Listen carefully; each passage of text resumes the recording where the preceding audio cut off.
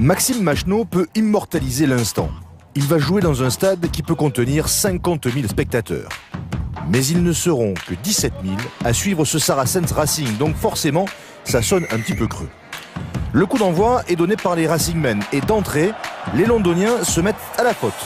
Obstruction sur la réception du coup de pied d'Ollie Barclay. Un Ollie Barclay une nouvelle fois titulaire à l'ouverture, qui donne l'avantage à ses couleurs, 3-0.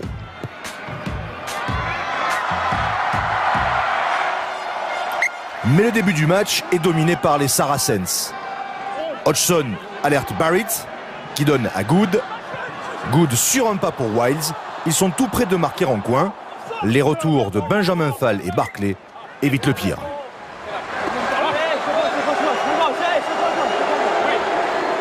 Cette bonne période londonienne est tout de même concrétisée par une pénalité de Charlie Hodgson.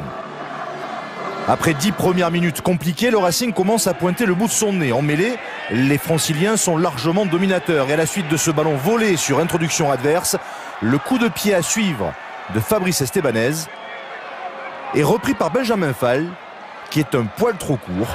Il faut dire que les embûts de ce stade de foot sont vraiment minuscules. Ils étaient très petits. Après, je pense que s'il y a 1 mètre ou 2, je peux peut-être marquer. Et c'est au moment où l'on sent les Racingmen en passe de reprendre l'avantage qu'ils se font surprendre. Le talonneur Shaq Brits montre toute sa panoplie, raffut, passe après contact à l'intérieur pour Chris Wiles, qui pour son 100e match sous le maillot des Saracens marque le premier essai de la rencontre. Les Anglais mènent 10-3 après 22 minutes. Cet essai sonne un peu les Franciliens. En face, les Saracens enchaînent les temps de jeu et montrent qu'ils font partie des favoris pour le titre. Après les arrières, ce sont les avants qui se mettent en évidence. 7 minutes après le premier essai, l'ancien international anglais Steve Borthwick, en force, passe une nouvelle fois la ligne. À la pause, les Saracens mènent largement 20-3. Mark McCall, le coach des Londoniens, peut être satisfait de la prestation de ses joueurs. Ça mérite bien une petite rasade. Au retour des vestiaires, c'est une nouvelle fois le Racing qui se montre le plus entreprenant. Benjamin Fall fait la différence, mais les Racingmen sont trop maladroits. 16 en avant au total sur la rencontre.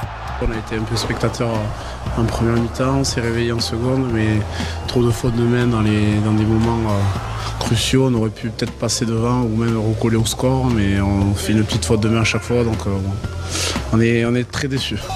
D'autant plus déçus que les coéquipiers de Fall vont trouver l'ouverture à l'heure de jeu.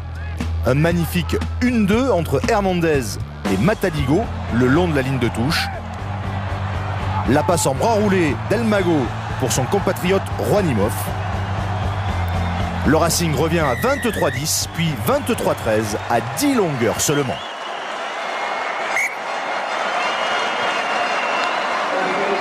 Mais la grosse machine des Saracens va avoir le dernier mot en fin de match. Le jeune troisième ligne L, Will Fraser, est à la conclusion de cette action qui finit dans l'embut. Au final, les Saracens s'imposent 30-13 sans bonus. Une défaite un peu frustrante pour le Racing.